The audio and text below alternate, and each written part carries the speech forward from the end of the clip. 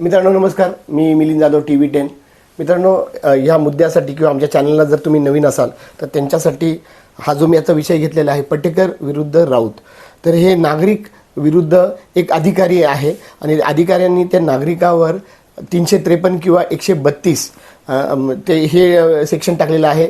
तर हा सरकारी कामात अडथळा आणण्याचा जो कलम आहे तो त्याच्यामध्ये वापरण्यात आलेला आहे। आणि आमचं असं म्हणणं आहे की हे अधिकारी नागरिकांना अडवण्यासाठी, म्हणजे नागरिकांनी त्यांना कुठले प्रश्न विचारू नये, त्यांना जाब विचारू नये आणि त्यांच्या प्रॉब्लेमच्या बाबतीत सुद्धा काही विचारू नये, ह्यासाठी हे असे आरोप केले जातात।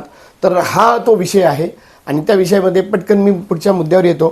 तर त्याच्यामध्ये पुढचा मुद्दा असा आहे की हे जे डेप्युटी कमिशनर आहेत की उपआयुक्त जे आहेत त्यांना साधारणतः काय जे उपआयुक्त आहेत त्यांना 1, 2, 3 किंवा 4 किंवा वेळ प्रसंगी 7 असे खातीसुद्धा दिलेले आहेत किंवा विभाग त्यांच्याकडे दिलेले आहेत।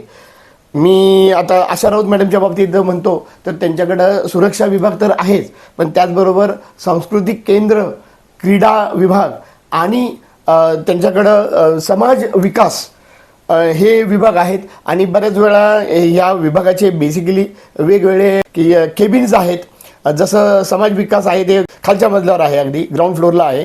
तर तिथे आता इथं मुद्दा असा येतो की जेव्हा या अधिकाऱ्यांना एवढी जर म्हणजे एकापेक्षा जास्त खाती जर दिले तर त्या विभागाला, त्या खात्यांना तो न्याय मिळू शकतो का? आणि त्या संबंधित जे काही नागरिक आहेत त्यांना त्याचे प्रश्नाचे उत्तर मिळणार का?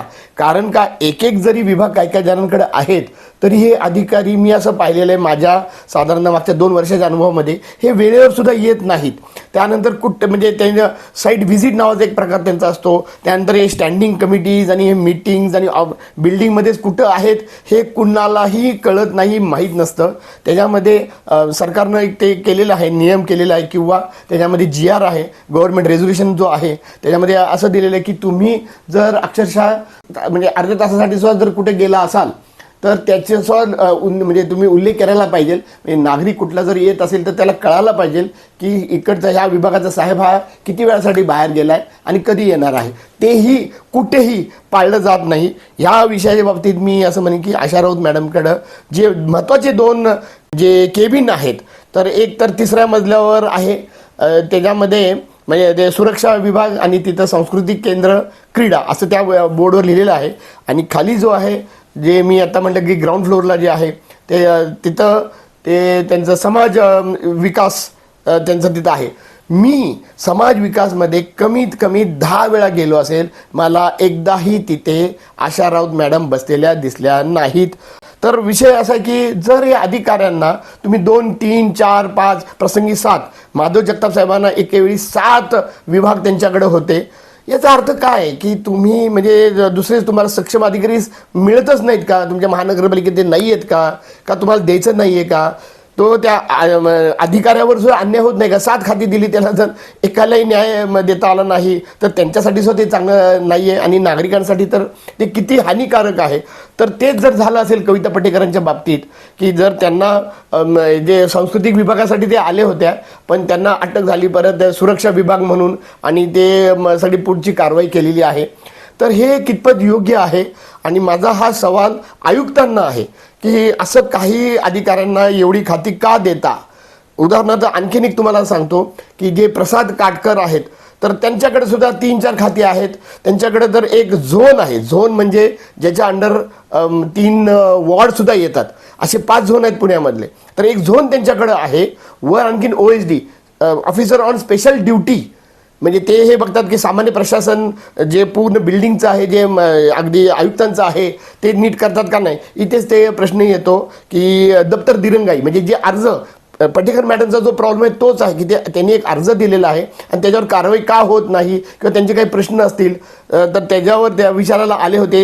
त्यांच्या व्हिडिओमध्ये ते बघायला मिळते, ज्याच्याकडे दुर्लक्ष करतो आपण, त्यांचं तेच म्हणणं आहे की 1 महिना झाला तुमच्याकडे पडलेला आहे, तुम्ही त्याच्यावर उत्तर देत नाहीये, हो किंवा नाही।